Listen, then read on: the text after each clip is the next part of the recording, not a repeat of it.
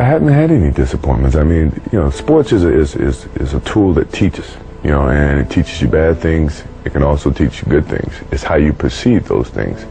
I've looked at every experience that I've had, negative and positive, and taken that as a positive. If I wouldn't change anything because I think it would alter some of the other things that happened. So when I look back, I can't say that I've had any bad things happen. Sure, I mean, you don't want bad things to happen, but you deal with bad things. You can't have good or without bad. The actual system wasn't prepared for me. I thought I was ready in '97. Right. And I didn't have a major record company market and promote my project until 2003. Right. So for that time period, I had to run on my own energy. I had to convince myself that I'm gonna make it. Regardless of how people felt at that time. And what it does is it makes you feel like, well, it made me feel like there's gonna be points that people are gonna mistake my confidence for arrogance, because they don't understand the process I went through. And how much I had to believe in myself in order to make these things happen. I feel like you can will yourself into a good space. Like, things that are meant to happen will. And if you believe in yourself enough, you can help yourself learn. You can inspire yourself in different ways where you can actually discipline yourself. To the point that you can become good enough. Like from '97, like when I started writing, it was full time, like every day I was writing music because I had no choice. If I was going to Miami, and then I didn't make it into the NFL. At that time, Warren Sapp and all these guys were getting drafted. So I felt like, man, that's my dream. That didn't happen. I went up to the CFL in Canada, in Calgary. Then I got cut a couple of months later. I had to move back in with my parents. When I had to move back in with my parents, I had $7 to my name. And it wasn't paper, man. It was a little bit of paper and a little bit of change. I'll never forget driving back from Tampa. My dad had to pick me up, and we were on I-75, and I reached in my pocket, and I counted my money, man. I had $7, which is why I name everything $7 now around me. Everything's named $7. But anyway, I had to move back in. I was 24, 25 years old, and I thought, wow, everything is crumbling around me. Everything, man. I've got no job. My dreams of work. Since I was 14, I was playing football, and that was my goal, was to make it in the NFL. That didn't happen. I moved back in with my parents. I felt like a failure. Became depressed, and it was at that point where I went through a little bit of probably a 2 to 3 month period where you're living in a sludge, man. You're feeling like shit. You're depressed. What am I going to do? And then I made a decision to start training for wrestling. 2.5 million that I will be victorious. I believe in my skills. I believe in my talent. If no one believes in Floyd Mayweather, I believe in me. Dedication, hard work. Dedication, hard work. I'm a one-man army. One-man army. The world can go against me. I'm still come on top. Yeah, that was the greatest moment because I think that took me from if I had any doubts about playing on college level or playing with the big guys, that shot gave me the confidence that I belonged where I was, and that it was, if you put your mind to doing whatever you want to do, good things can happen, so before anything else happened with Michael Jordan outside of that game and against you guys, that shot gave me the idea that I could be better than what people think, and I can, surpass any expectations that I may have for myself.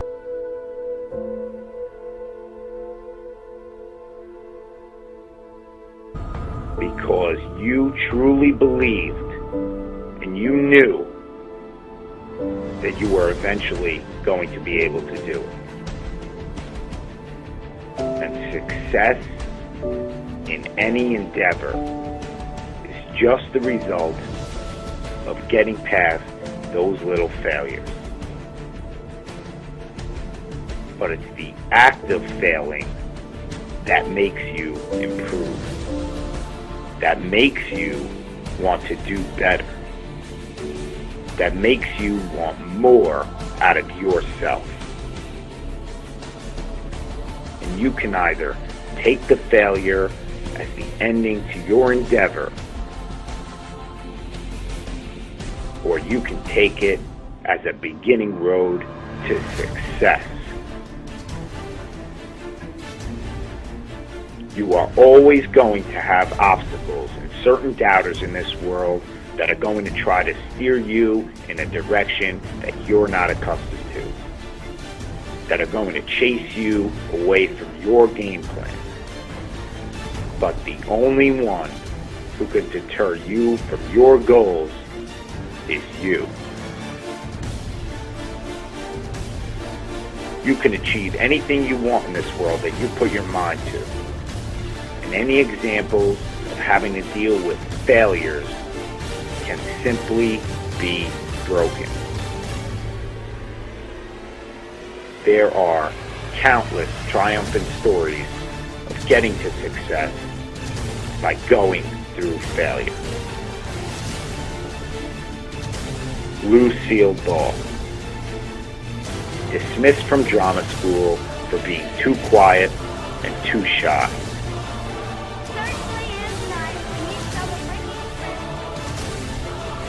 Albert Einstein did poorly in an elementary school and failed his first college entrance exam.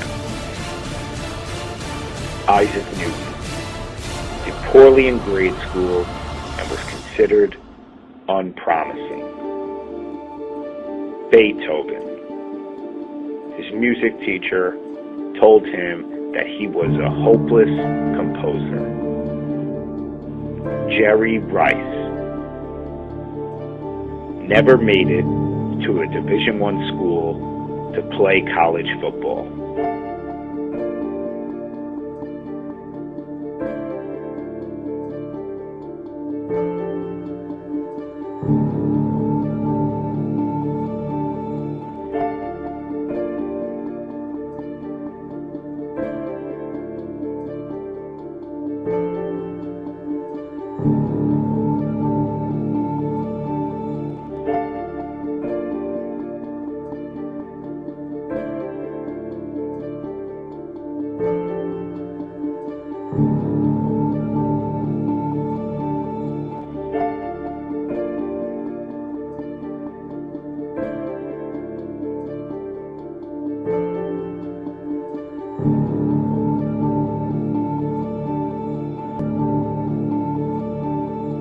Hillary Clinton failed the D.C. bar exam just to pass the one in Arkansas.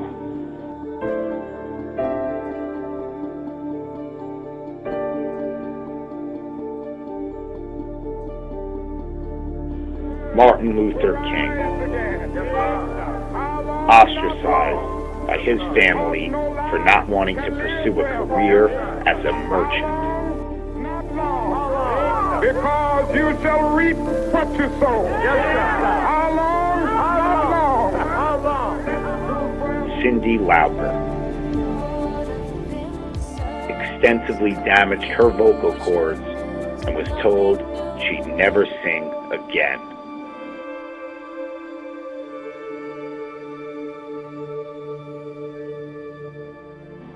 Barbra Streisand, her Broadway debut opened and closed on the same night.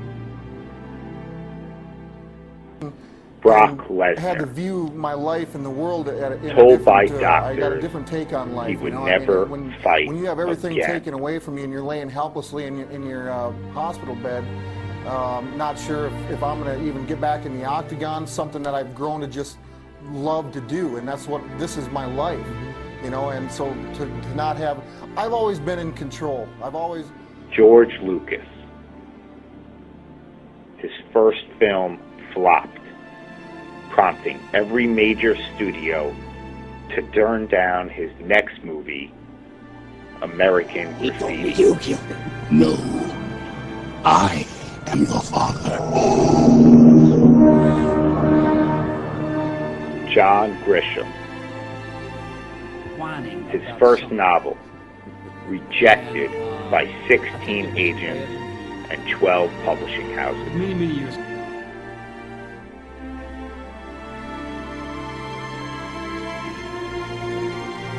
Dr. Seuss, his first book, rejected by 27 publishers.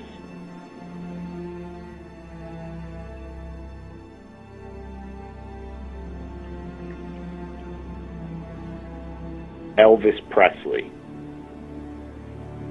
His music teacher in high school gave him a C and told him he couldn't sing. One for the money, two for the show. But you get ready now, go, can't go, but don't you step on my blue suede shoe. Anthony Robles, born without a leg.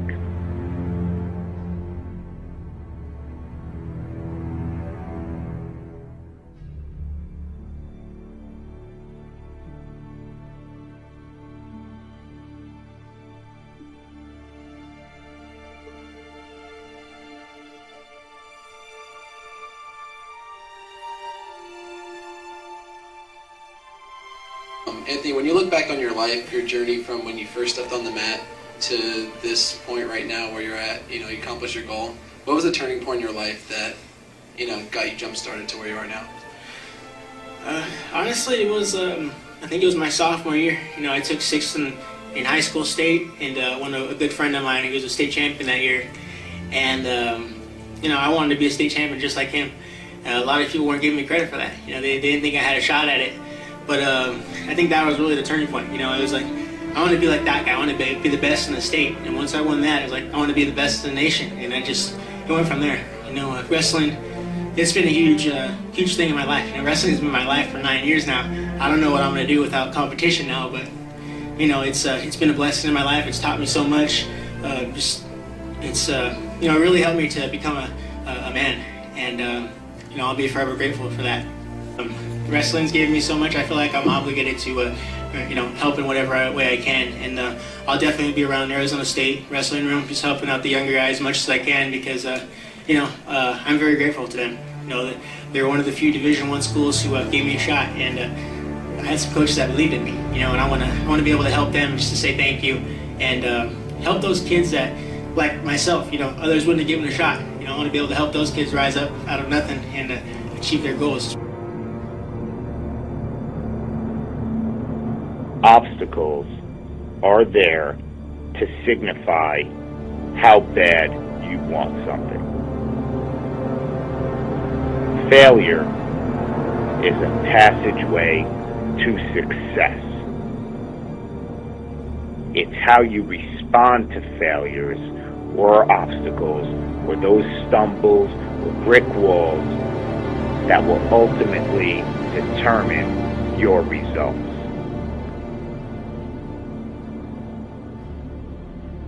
You can let the failures hit you square in the face and knock you out for good. Or you can get up and fight back.